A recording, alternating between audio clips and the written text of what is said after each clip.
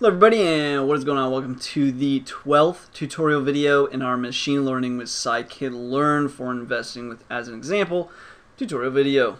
In this video we're going to, in the last video I showed you guys a really basic example of just using numbers and showing how we can use linear SVM.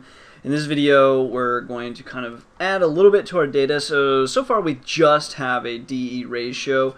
We don't really have anything else.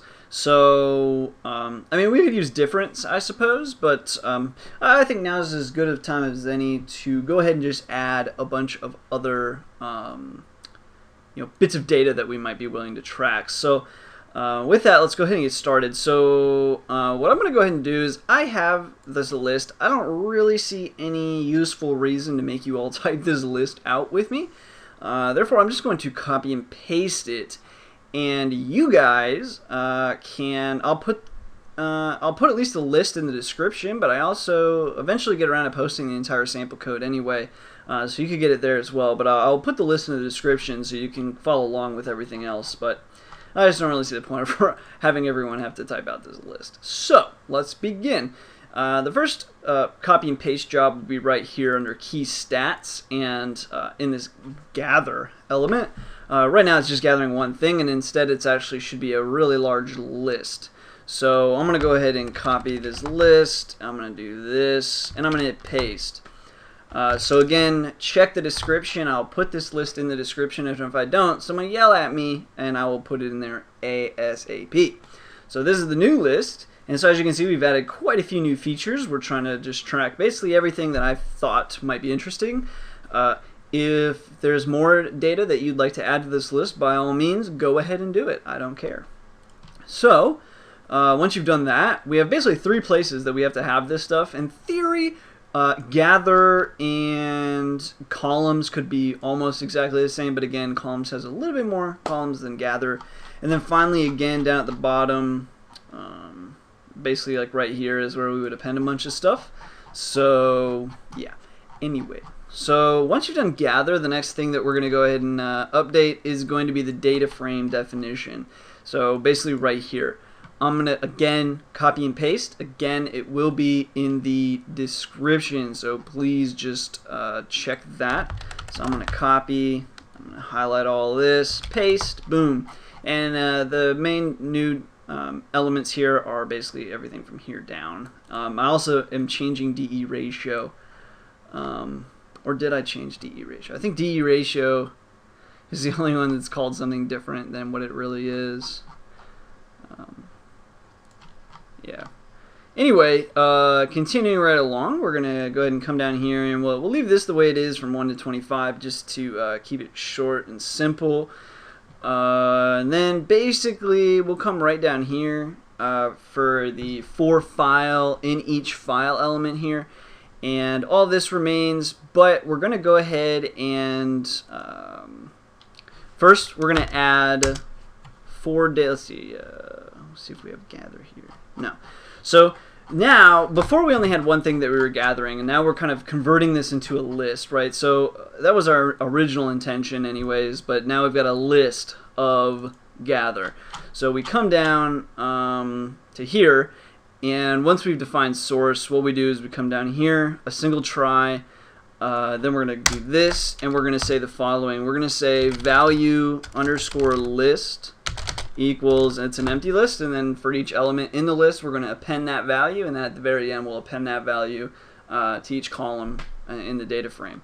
So we've got value list here, and then we're going to say the following, basically. So value list, and then we have for each data, so each bit of data in gather, we want to do the following. So now we take this try, that responds to that accept, that try to this accept, that and this, all this, and basically everything. Okay, so basically for that all the way up to, see this try, all the way down to here. So I went a little too far now. I can't find my mouse. There we are. Oh my gosh. There. Oh, it's so hard to see it when I've highlighted. Okay. So, whoops. All right. So for each data, basically this right here is what we want. We'll hit tab, So tab that over. So we've got that try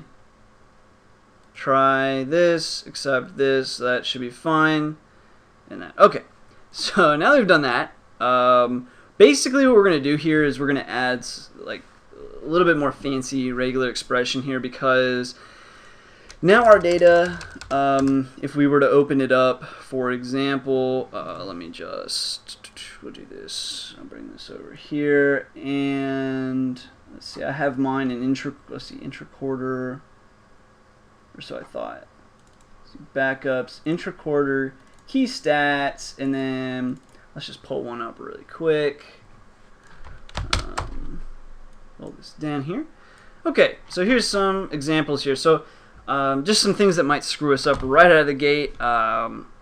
We've got things like that, like these like superscript here, 3. You've got things like percentages here. So that's a percentage. B for billion, M for million. That kind of stuff is going to mess us up. And you could say, well, let's just get rid of the B's and M's. Well, then we don't know. Is this in millions or is this in billions? And that matters. So anyway, we have to handle basically all of that. And it's okay. You could do like an instance for B, an instance for M, an instance for percentage, an instance for subscript or superscript or subscript. Or you can just do one line of regular expression. So we're going to go ahead and do that. So what we'll go ahead and do, I think actually we were going to just go ahead and keep some of this original code, but I'm just going to do this. And we'll have accept exception as E. And then basically what we'll do is value at this point will just equal capital N/A. Because in this scenario, we couldn't find it for whatever reason. So we'll just call it not available, or it might even be not available. And then just before we forget, value underscore list.append, and we append value. So in this setting, we're appending that, but now we're going to do the actual what we're hoping will work, and that's this bit of data here. So I'm just going to highlight that and hit delete. So this is going to be a rather long regular expression, so put your regex hats on and let's begin. So to begin, we're going to say try, and we're going to say regex, and we're going to say this regex equals read.escape. And the reason why we're doing escape is because the following. We want to be able to escape each data, I think. Let's see. Yeah, okay, for each data. Pretty slow. I'm recording this after Christmas Day. I've had a very long, lot of driving going on, so my brain just isn't really working, so I apologize. Anyways, so read.escape each data up here, and we have to do escape because of this variable. It could contain things like, for example, short percentage.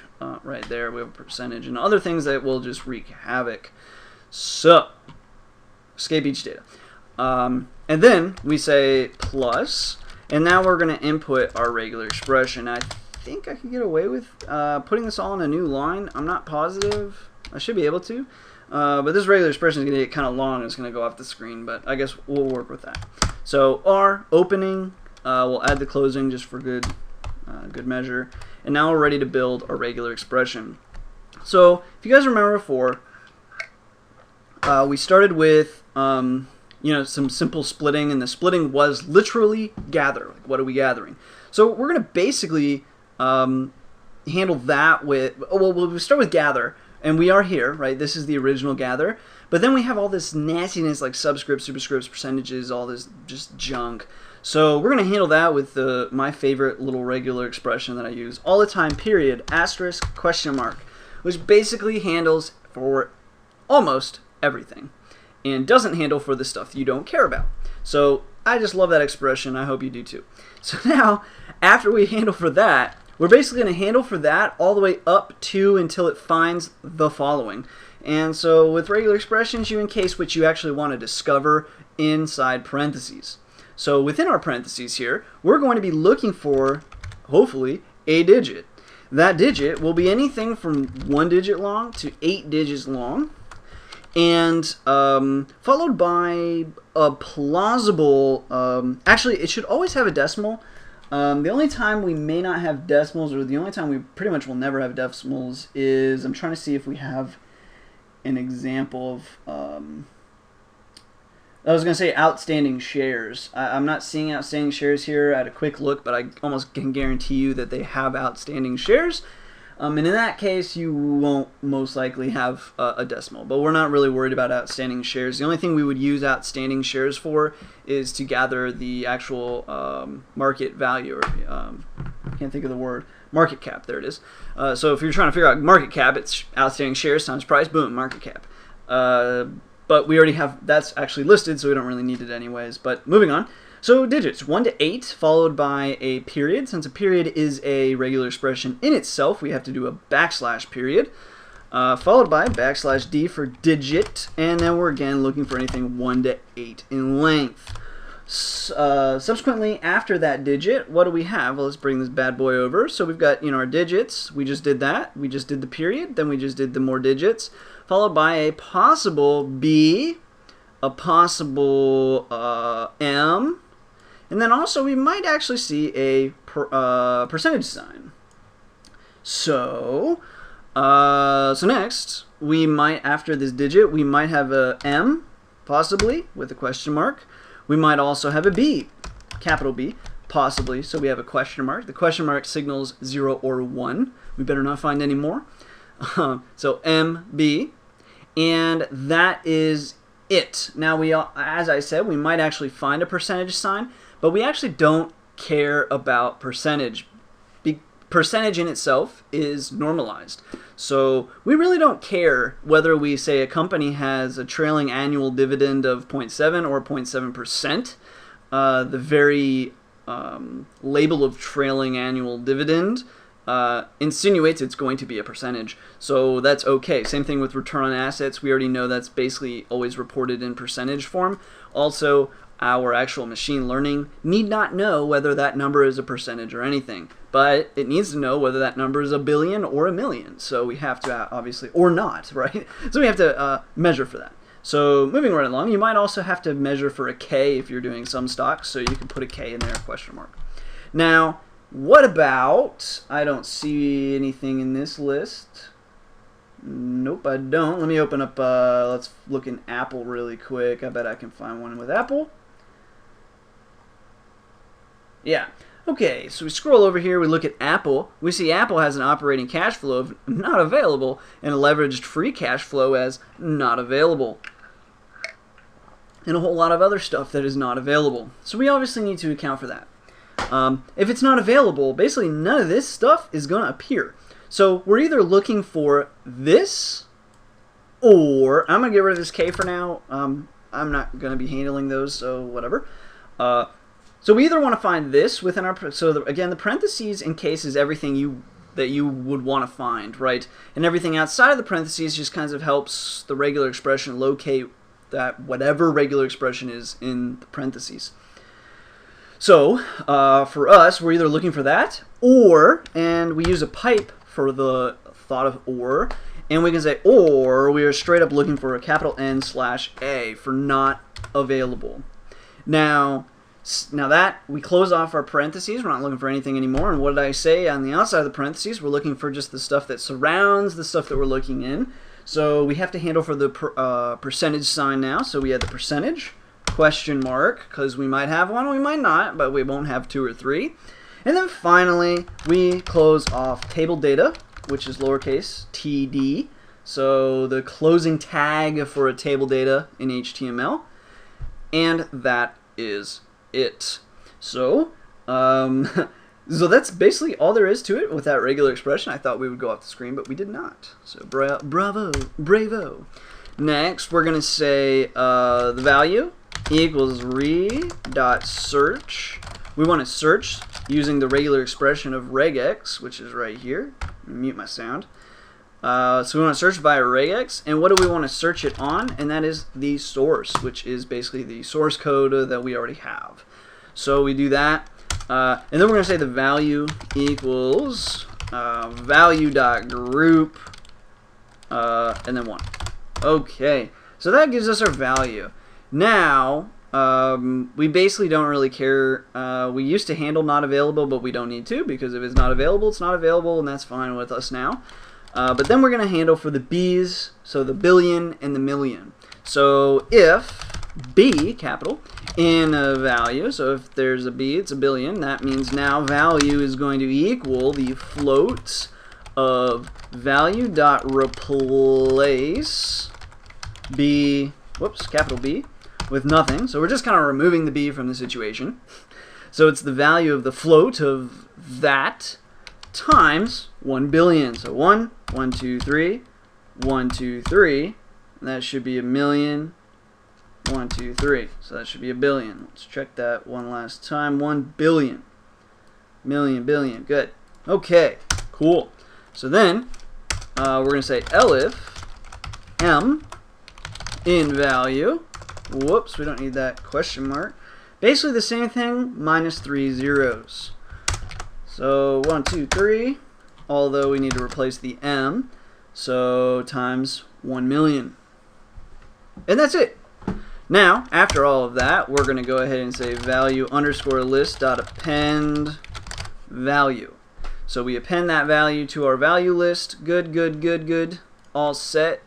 And I think that should be pretty much it for this. Oh, the only other thing we have to add is down here at the very, very bottom.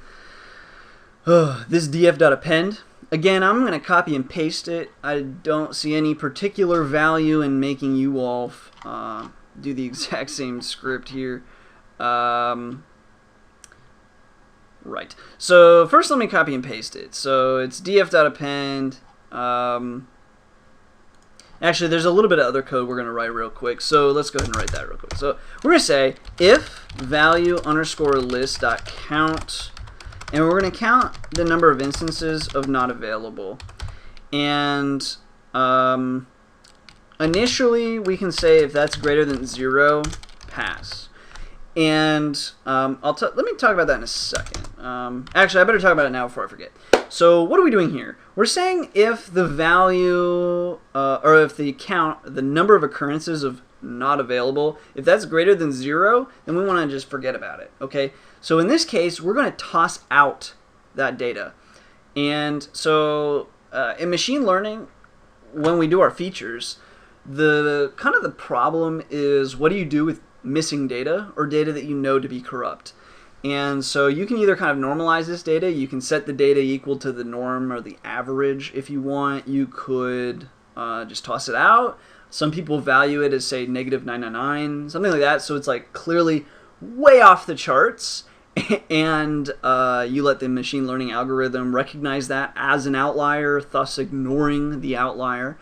So you can do all kinds of stuff. So, but for now, we're going to say pass. And then later on, you might set a different value for this. So in the case of, let's say, the stock file is non-existent or it's empty, it's going to get not available, huge list of not availables. So you could say if if the count of not availables is higher than 10, let's just toss it out. We don't want that anymore. Okay. For now, I'm going to set it as 0. You can do what you want. Later on, I'll show you kind of both things, and we'll test against, what if we use it as 0? What if we use it as -9999? What if we use it as the average, right? So it's just if we don't have a value, we'll just set it as average, and it'll be fine. Stuff like that, we'll handle for that as we go on, and we'll see if what kind of changes we get there. Otherwise, we're going to say else, and then we're going to append basically everything to this. And I'm not totally confident this exception has a mama. I think it does, like way up here. Yeah, this is the mother try. So we don't need to touch that. So we just need to tab this over basically. So hit 1 tab there. We'll make some space here, bring this back up, and now I'll make this data frame. Again, this will be in the description, so please don't feel like you gotta pause the video and type this. It's just horribly mean of me. But anyway, this is all the data, and what we're doing basically, these are all the values that we were finding before. You should understand what's going on there. And then basically here at this point onward is where we're appending based on the list element. Because the order of the list elements is the same order as this gather list, which is this. So we just know that that's the value. Okay, so whew, that was long, and I'm tired. But I think we're done, and we're ready to run. Done and run, baby. Okay, now, we don't really need, remember we were saving as gather. We don't really need to do that anymore. So I'm going to delete these two lines. plt.show, we don't need this code right now to be running. So Alt-3 there, that will comment it all out. And then to CSV, and we'll call this CSV key_stats.csv. We'll save that, and let's run it and see how many errors we get. What if we don't get any errors, guys? That would be just exceptional. We didn't get any errors, but let's see if that file is empty. That's a pretty... what have you done, Harrison? There we go, and we are looking for key stats. So this would be mine that we just made now. Let's go ahead and edit with Notepad. And it looks like we got some packaging here. Nice. And here it is. Fabulous. So it really did work. I thought for sure I would mess up. I'm so tired today. Okay, so here's our data. And we've got all of our columns here, all of our possible answers, all the stuff here. And then here are all our values. And you'll see that basically everything here has a value. It's even off my screen. Let me pull it back onto this version anyways. So this is just a huge list of all of those values. And so now we can use these. We have, like 30 or something dimensions. We have a lot of dimensions of data. So anyway, yeah, we got like 35 basically. So that's that. We've got a huge list of our features, so to speak, now, and the next thing that we want to do is actually perform a machine learning, basically train and test and see how accurate are we. So if you recall the previous video from here, this part is actually really quick and simple. So we can actually run this test very fast. Now, I will just say I'm going to cut the video here, but come up to the very top here. Where is it? And wow, where the list where we decided, here it is. Okay, 1 instead of 25, do 1 to colon. Okay, so before you start the next video, make sure this script has run all the way, and you have a large key stats file that has just a bunch of rows with 0 not available data. Again, we will test for doing all sorts of things to not available data. So we'll kind of play with that. List index out of range. Now this looks like my code. Interesting. A colon L, or A semicolon L. That looks like mine. I just did that as an error. So this was to get the stock price at the time. We might have to upgrade our valuation or figuring out of what the stock price is at the time. I can't remember how we handled stock prices that were invalid. Let's come back over here. So this is each time that occurs, it just pops up, I guess, once. So that's probably okay. I can't remember if this was an issue. I ran through this code already once on my end. I can't remember if that came up. Anyway, if it did, I'll talk about it in the next video. Although we are already on V, so this should be over in just a second. So let's just wait it out. Let me look at the file and make sure it's acceptable. Oh, it looks like we finished. It's a pretty large looking file. It's a little larger than the one I ran before. Interesting. Anyway, so I ended up saving these as with not availables and without not availables, just kind of testing them. Let's pull this up really quick though to see if it looks acceptable. It does to me. Okay. Anyway, sorry. Thought it would be best to check just to make sure anyway. So I'm going to close out of this. Cool. And yeah, in the next video we'll actually, I believe it'll be the next video, we'll do linear SVC with our data and see what the results are. So anyways, stay tuned for that. If you guys have any questions or comments, it's totally plausible I didn't explain something maybe the best on this video, but just let me know below. if you've got suggestions for improvement and all of that. As far as it goes with like gathering data, I really don't see too much. I mean, this part of the machine learning doesn't need to be the best or the most efficient or the prettiest code. You just need to get the data somehow. But I'm always open to suggestion on how to improve. Especially, I don't like this sloppy code of basically having almost the same list 3 times. That sucks.